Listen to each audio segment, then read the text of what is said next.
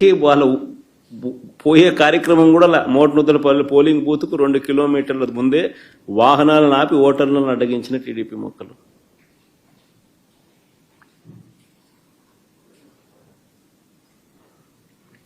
మళ్ళా ప్లే చేయమది.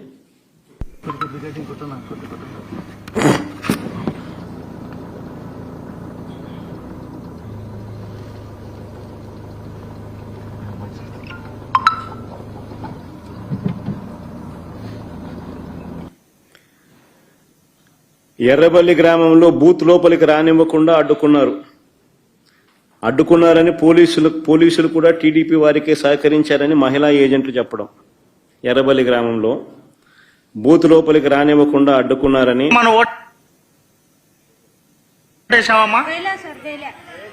ఏమా ఎందుకు వేయలేదు? ఏమంటున్నారు అక్కడ వెళ్ళింటే? ఏమా నువ్వేమన్నా వేసినా ఓటమ్మా? ఏమా ఎందుకు వేయలేదు?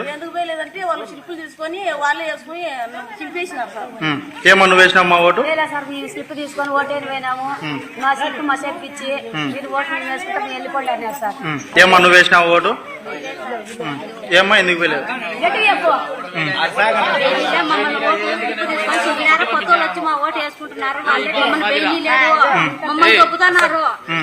ఏమా నువ్వు ఓటు వేసినావమ్మా? ఏమా ఎందుకు వేయలేదు? మమ్మల్ని లోపలికే రానిలే లోపలికి రానిలే. ఏజెంట్ అయినా కానీ పాప అని తోలుతున్నారు, ఊరివే రానిలే. కనంపల్లి సర్పంచ్ రామాంజనేయులు ఇంటికి వెళ్లి గన్తో బెదిరించిన పోలీసులు. కనంపల్లి సర్పంచ్ రామాంజనేయులు ఇంటికి వెళ్లి గన్తో బెదిరించిన పోలీసులు. చూడు, ఆయన మంచం మీద గన్ పెట్టి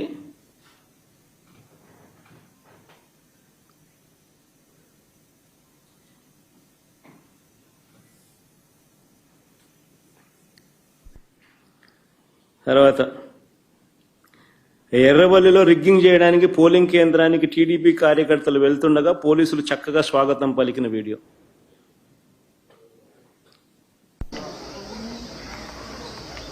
ఇప్పుడు బాగా చక్కగా వస్తున్నారు బయట.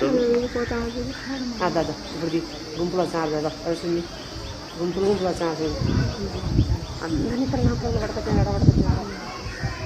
కళ్ళు ఎలా ముందు ప్లాన్.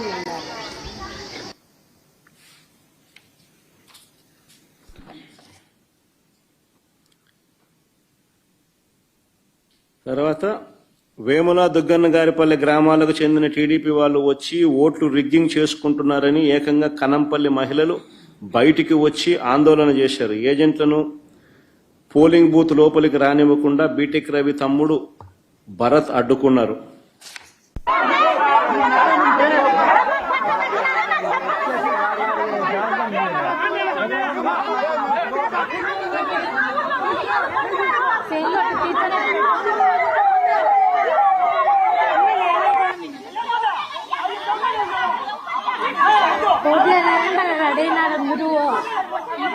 అక్కడ ఓట్లు వేయాలని పట్టించీరాలు కట్టినారు. ఓట్లు కావాలంటే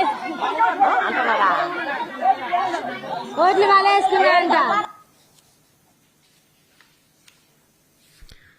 ఓటు వేసుకోవడానికి తమను రానివ్వలేదని కనంపల్లిలో మహిళా ఓటర్లు ఏకంగా ధర్నా చేసినారు.